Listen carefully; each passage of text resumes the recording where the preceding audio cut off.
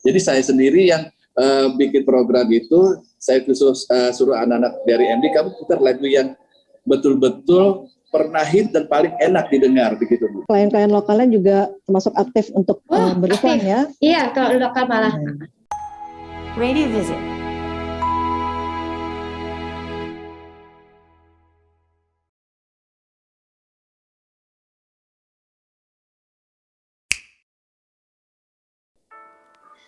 Kalau saya mau nanya gini Pak, tadi kan ada satu program hits lagu yang paling enak gitu ya. Ya. Mungkin antara saya pembahasan nih kali yang tahu kali lebih prosesnya. Itu untuk hits lagu enak itu lagu-lagu yang diputar diambil oleh musik direkturnya aja kah, ditentukan oleh musik direktur aja, atau by request dari pendengarnya Suara Mahakam? Saya jawab Bu ya. Boleh, monggo. Jadi itu apa namanya, acara 100% hit paling enak itu memang sengaja saya yang buat Bu. Oke.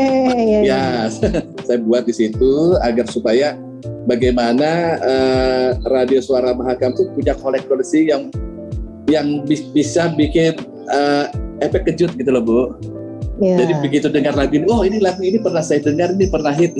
Jadi saya sendiri yang bikin program itu, saya khusus suruh anak-anak dari MD, kamu putar lagu yang betul-betul pernah hit dan paling enak didengar, begitu. Bukan lagu-lagu yang misalkan di tahun 2021 ini ada yang paling enak, misalkan lagu A. Kita juga putar lagu-lagu di tahun 90 yang bisa bersaing dengan lagu tersebut gitu loh. Jadi tidak. Contohnya lagu apa Pak? Contohnya misalkan kita punya lagu Michael and Rock di aktor dulu ya, itu kan enak dulu ya pada zaman tahun 90-an.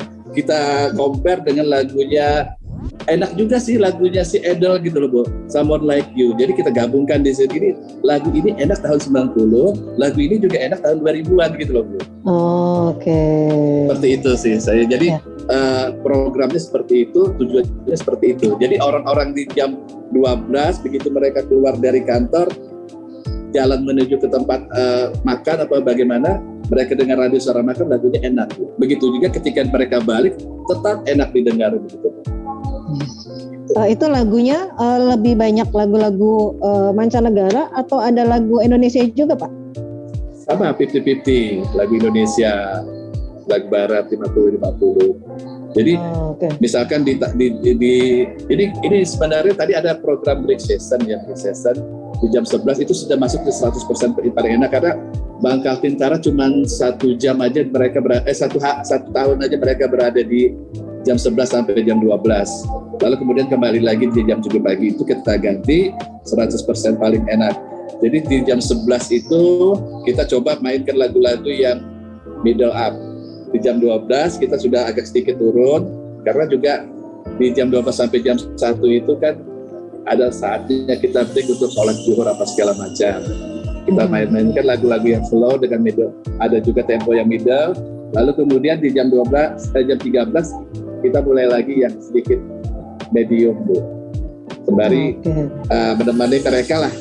Begitu selesai makan atau makan siang atau segala macam, kita mainkan lagu-lagu tempo medium. Ya.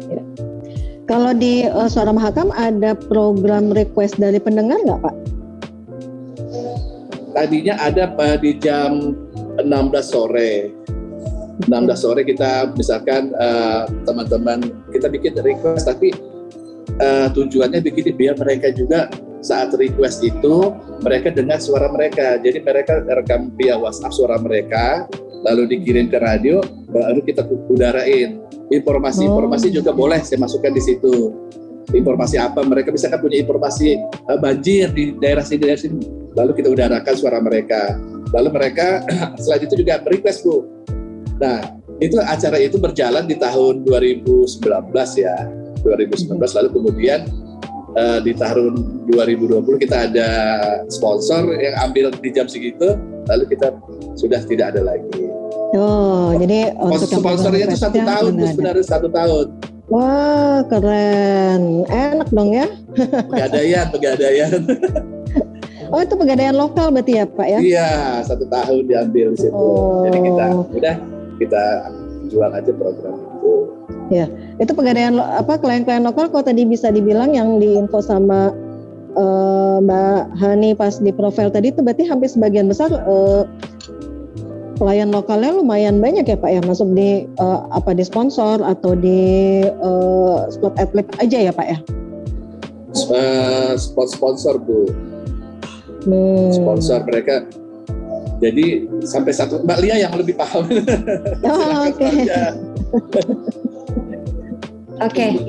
Oke. Jadi untuk alhamdulillah ya, untuk iklan itu memang benar kata Mbak Hani, itu ada yang dari pusat kayak klien-klien kita seperti agensi. Tapi untuk lokal ini juga kita alhamdulillah juga kita banyak dipercaya sama instansi-instansi pemerintahan, terus perusahaan-perusahaan lokal. Terus juga kayak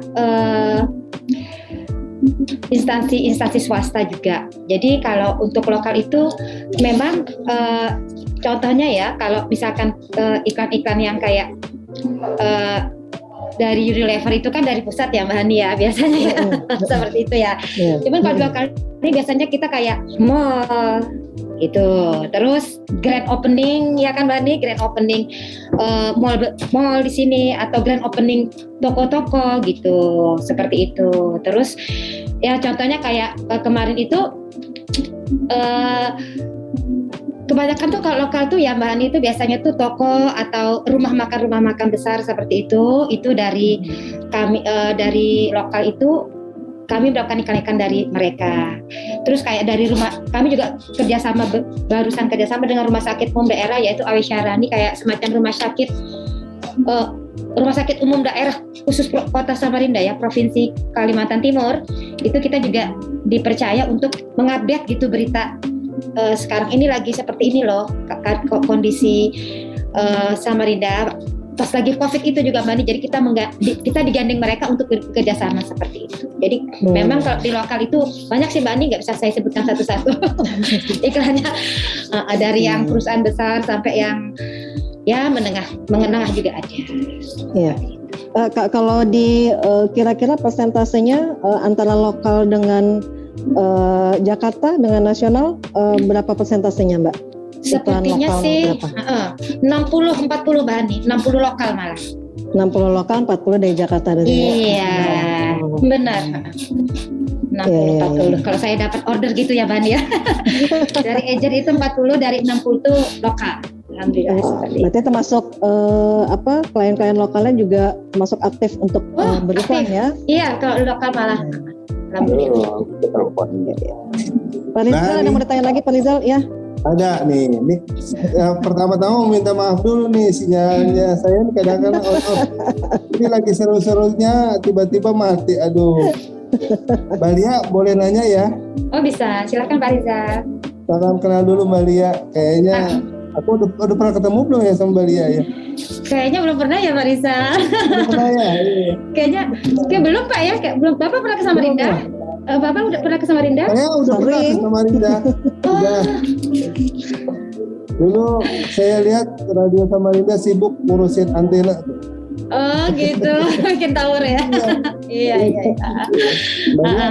Di masa pandemi dan di masa sekarang udah ada pembeda nggak masalah kegiatan off-air di sana?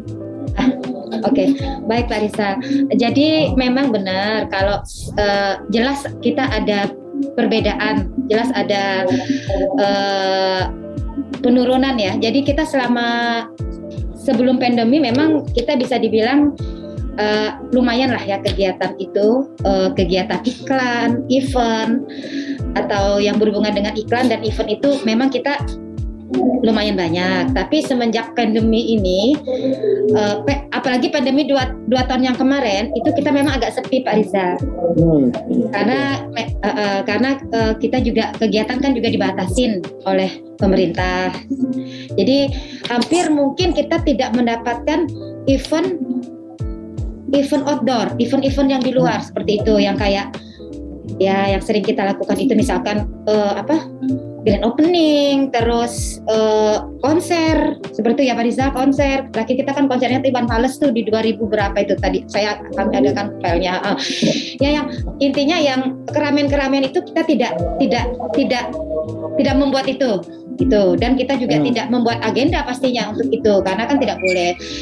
Tapi setelah pandemi yang 1 tahun ini ya kita ada event sih Pak, cuman eventnya ya tidak terlalu besar dan tidak terlalu di keramaian seperti itu.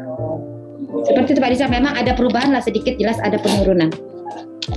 Oke, jadi untuk saat sekarang sudah mulai menggeliat ya kita event dan sudah dapat lampu hijau ya? Iya benar. Jadi alhamdulillah sekarang ini sudah banyak event-event yang kita lihat di Samarinda ya Pak ya, bukan maksudnya itu, dan kita juga mungkin nanti ke depannya ini kan kita juga masih dalam tahap yang dianggap mereka masih men-schedule gitu. Itu memang ada event-event. Contohnya ini saya juga sudah ada kerjasama, tapi belum Pak. Ini festival Samarinda. Jadi itu memang gelaran tahunan yang diadakan oleh pemerintah Kota Samarinda. Biasanya besar Pak, itu eventnya Pak, besar banget. Biasanya mereka tuh mengadakannya di, mungkin Bapak tahu tepian ya Pak ya, kan Pak Riza sering kesini tuh. Itu kan semacam alun-alunnya di sini tuh ya Pak ya. Nah, itu maka biasanya festival Samarinda itu berbagai kegiatan Pak, dari olahraga, terus kesenian dan lain-lain lah Pak, seperti itu. Nah itu rencananya tuh kemarin tuh di tanggal 24 mereka akan talkshow ke sini. Mereka misalnya woro-woro dulu ya Pak ya. Ini loh sama. Tapi ini dipending kayaknya Mbak Lia kayaknya nggak jadi. Nah jadi kita ini juga jadi seperti Pak Riza bilang, untuk event itu kita juga memang tidak bisa masih terlalu bebas. Cuman kayaknya sudah mulai menggeliat seperti itu. Sudah mulai. Oke. Baik Mbak Lia, terima kasih. Sama-sama Pak Riza. Kembali ke Ibu Hani. Oke, silakan.